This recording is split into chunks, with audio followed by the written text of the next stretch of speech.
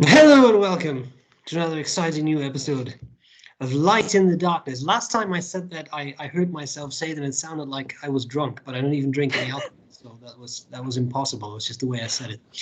So we are very happy that you are back once again. We are very happy to be here, and we thought that today what we would try to do was respond to I think two comments we had on earlier videos, which kind of asked the question of, so if you find out that someone is using specific fallacies, for example, what do you do? I think that was kind of the summary. Yes, I think the tone was exactly that as well. Just what do you do?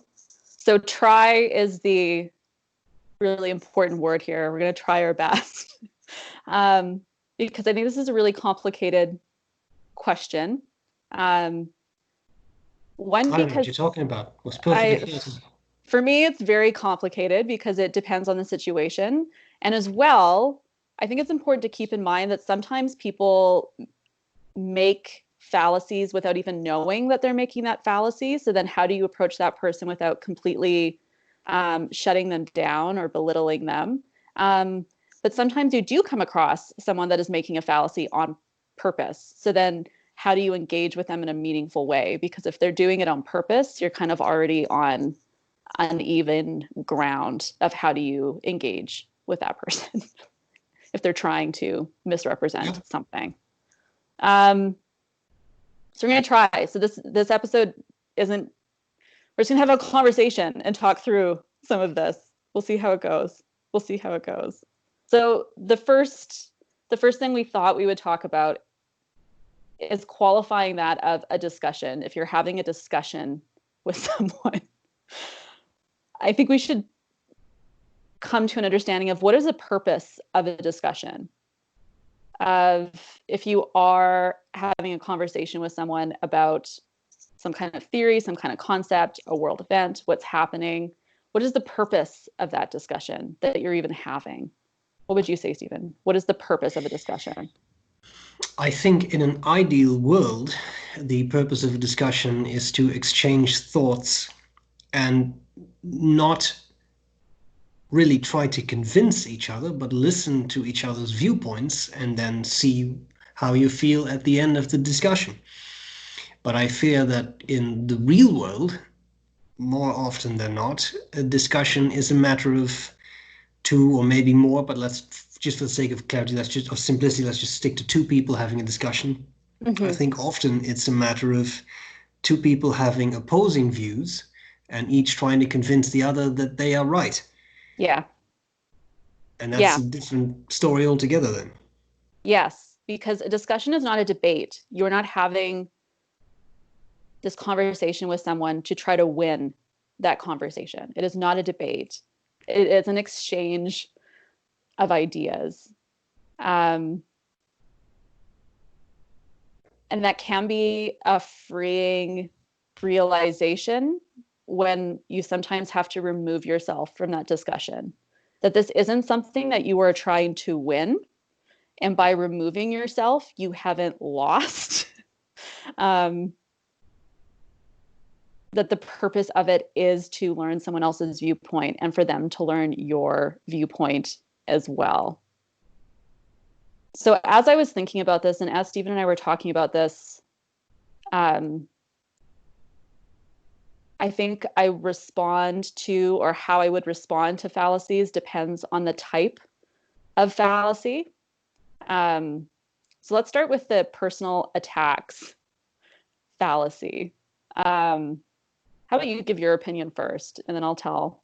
You probably have similar, but what is your opinion that if someone, so we talked about the ad hominem, the personal attacks, the tu quoque, where you just answer criticism with criticism. If you were having a discussion with someone and it gets into that personal attack realm, how would you meet that within the discussion? I would be inclined to say that the first thing I try to do, because I find myself on the receiving end of such um, arguments slash fallacies slash discussions relatively often because Yeah. I happen to have an online audience and not everybody always agrees with what you say, which is fine. Yeah. But then instead of it turning into an open-ended discussion, it often, now I'm exaggerating, but it turns to, yes, but you're stupid. So you don't, obviously don't know what you're talking about. Um, so I think what I try to do is really look at what is going on here.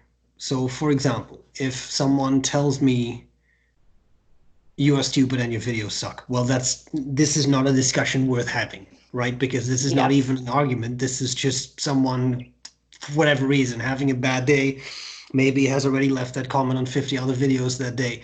This is not a discussion worth having. If someone disagrees with what I say, let's stick to something really innocent, a fountain pen review. Someone disagrees. It happens that I offend someone's favorite pen because they say, well, I don't like this about it. And then people sometimes get very upset. If that turns into something like, well, you don't know what you're talking about, um, then that might be discussion that we can have, but it might also not be. So, quick, concrete example, at some point I reviewed a Japanese lacquered pen, and I didn't very much like it. And someone said, well, that makes complete sense because you come from an uncultured country. So you wouldn't understand the actual culture behind this specific object. Well, okay, fine. This is also, I didn't really feel the need to really get into that. So what I'm trying to say is, you look at what is going on. Is this blatant insult? And there's just no point in dealing with this. Is there, in principle, an argument, but someone got a bit emotional and has therefore done something at home and is making it about me as opposed to what I said? Or is this someone who may indeed be using something fallaciously like that without fully knowing it, without fully realizing that that is just not really a good way to have that discussion? I don't Yeah. know if this made any sense, but so I would really try to look at what type of discussion am I dealing with at this point. Yeah. Yeah. See what the intention behind it is. I obviously Yes. I do not come across these because I'm not a celebrity like Dr. Brown is. So I don't come across these kind of fallacies as often as he does. But I have experienced, I've been lucky enough to be on the sidelines and I haven't been involved in it, but I have witnessed people having discussions about something that gets very heated and it becomes so personal that um, people end up leaving in tears, that friendships or kind of relationships with those people are changed after because it became so personal within that discussion. And what I would say if I was in those situations, because like I said, it was uncomfortable enough for me to just sit on the sidelines next to the person crying. But in those situations where it becomes that way, sometimes we've lost the ability to even engage logically within that argument. So even if there is a logical way to respond to that personal attack, to that criticism, you might need to remove yourself for a period of time to cool down, whether that be a couple days, a couple hours. But sometimes the best thing to do is to remove yourself or disengage from that discussion. Yes. Because what ends up happening is it just gets worse, right? That then it just becomes that emotional attacks back and forth, and really you have left whatever issue you had started talking about. So I think sometimes removing yourself from it and then making the decision about whether or not it's even worth it to go back to it. In some of the circumstances that I'm thinking of, what ended up happening is the people involved, once they had time to cool down, felt like they needed to apologize to the other person, right? And then talk about these things through, or even talk about why it got to that level with cooler heads. And I think in some situations, completely removing yourself and not returning to it is sometimes the healthiest option for you as well. Because it's a discussion, because it isn't something that can be won, sometimes it is hard to walk away, especially if it is like an online comment, because it can feel like then you are admitting defeat because you didn't have a comeback to it. Whoops. But then that's showing that you were wrong, right? That your side was actually wrong. But I think when it comes to fallacies that are personal attacks, all logic has now been lost within that discussion, within that argument, that you are not wrong to then walk away. That discussion has devolved into something that is no longer useful or constructive. So choosing to just simply not respond can sometimes be the healthiest way for you to just not engage with it, walk away from it. I think that's absolutely true. And I think that's another thing you have to take into consideration. What type of conversational partner am I dealing with, right? Yeah. If this is someone who feels so strongly about a certain topic, whatever it is, that that person is unable to listen to reason, yes, then it is an absolute waste of your time to respond. yes. And I think that in this day and age, especially now that we have social media and people are exposed to discussions, and it's become very easy to respond to such discussions, often in an anonymous fashion. Yeah. I think it's people sometimes forget that it's also okay to not engage in something, and that's not a matter of losing or being weak or whatever.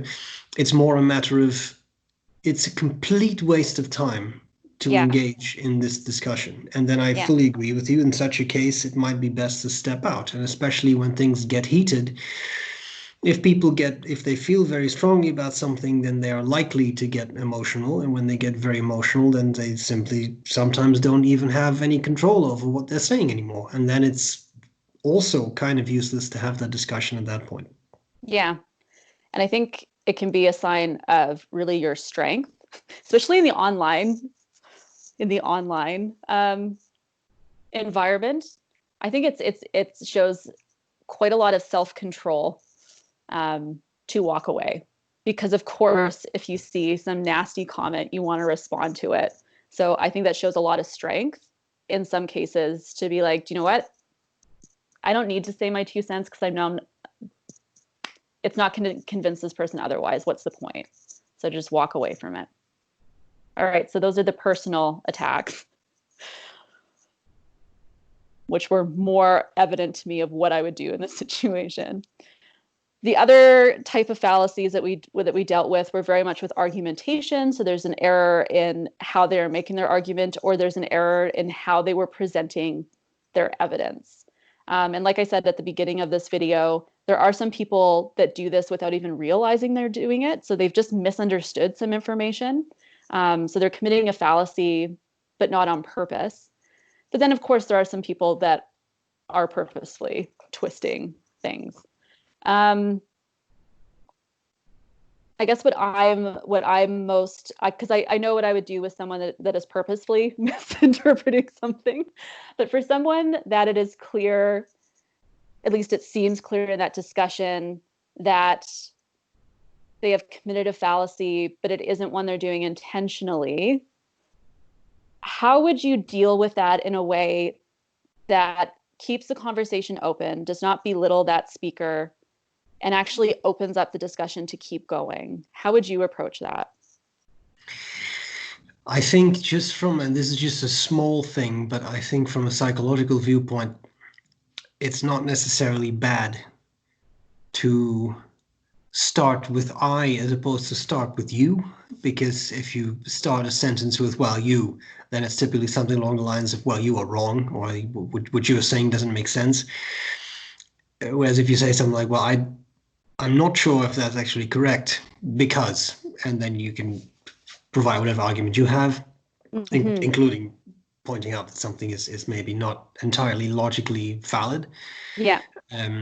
I think that can help soften a message a bit, and sometimes that works. I think it's a very terrible thing to be incredibly pompous and be lecturing to people and say, well, this is obviously incorrect. You don't understand logic at all. Because if you would, then you would, if you do that, you create antagonism, and rightfully so. People should be antagonized because then it almost turns into you personally kind of attacking those people, and that I think is not. That's never a solution, because then they get more emotional, and then you can be sure that the discussion is going to derail. Yes, because if it becomes into the personal, because my greatest fear is in correcting in a way that isn't kind. I've made that other person feel stupid, right? Like that's not my intention. And actually why I love that, use the I instead of the you. Why I am struggling with this is because I know exactly what I would do in a classroom, because within my classroom, I am in a place of authority. So my students are almost, they should be expecting me to correct information. Yes. Yes. So it's received in a way that's different. But if I'm having just a discussion with a friend, with a colleague, and I notice that they're misrepresenting something, it's a little less clear to me, maybe because I'm a little bit more timid and I hate conflict. It's not as clear to me of how can I approach them in a way that isn't coming across as pompous or as a know-it-all, but is coming across with kindness. A kind correction, not a belittling them. Yeah. I think that's very important, because any of those things, whether it is you responding in anger or being belittling or being arrogant, or any of those things, will curtail that discussion and will make it unpleasant, will make the other person feel bad, and you will just simply not get to where you want to be. And there's also, I think, something to take into consideration is that you could be wrong too. It's possible they are right. Now, if they're utilizing some sort of blatant fallacy and it's clearly a fallacious type of reasoning, that's a different story.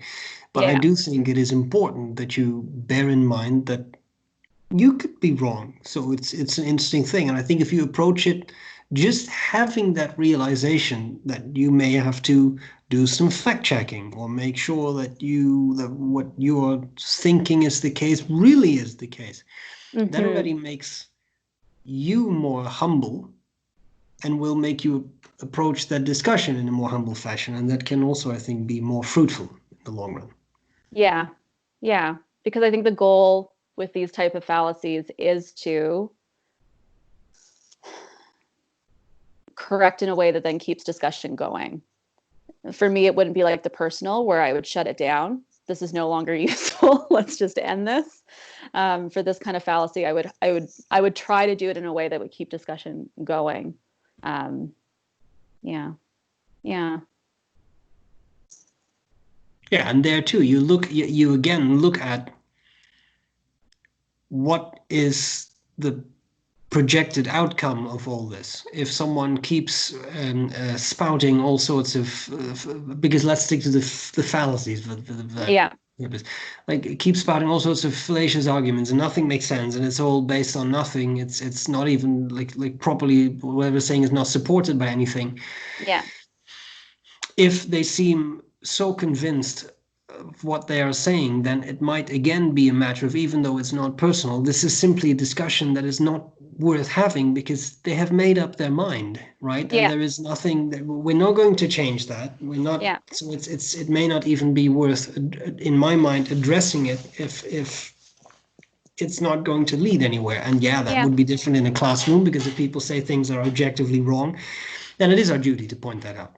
Yeah. Right. But indeed, with a friend or with a family member, at some point, you may have to conclude that this discussion will not go anywhere.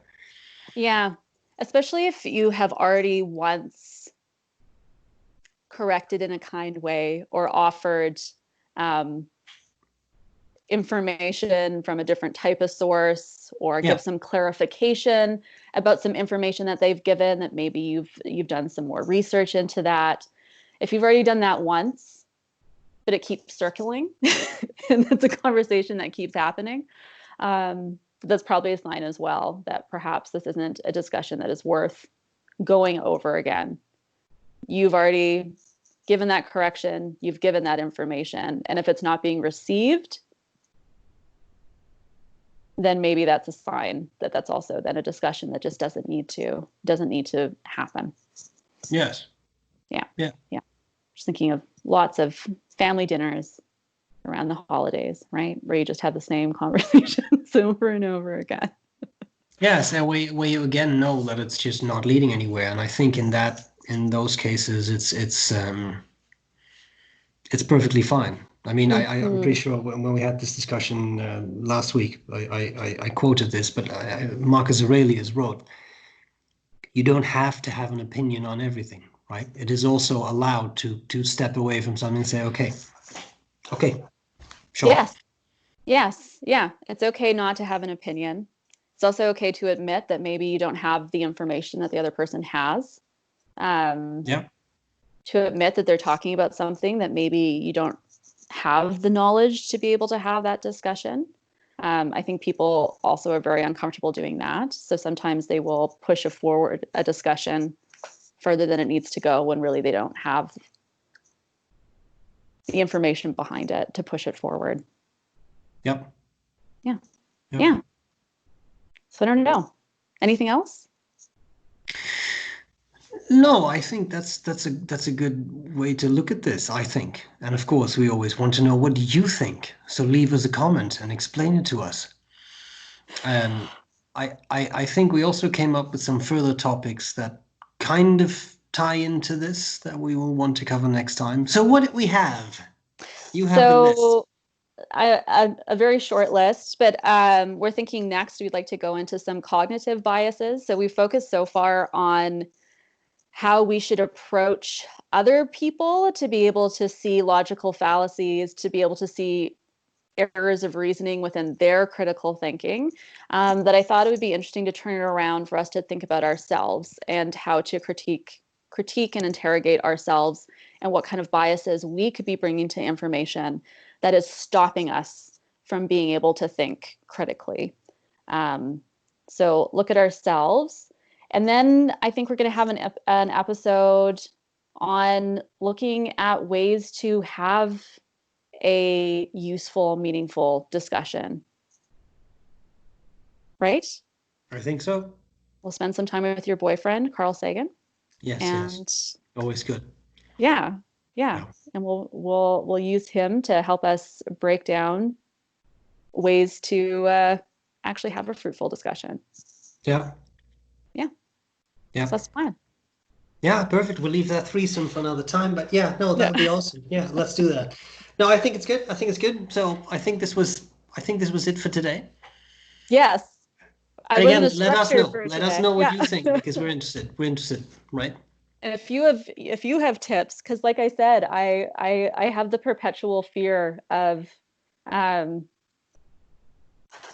correcting a certain kind of fallacy in a way that comes across as being as belittling the person, where that's not what I want to do. So if you have any tips of how to correct evidence-based fallacies without shutting someone down, share away. Perfect. Yeah. Thank you very much. Thank you all for watching. We shall see you again next time. Bye.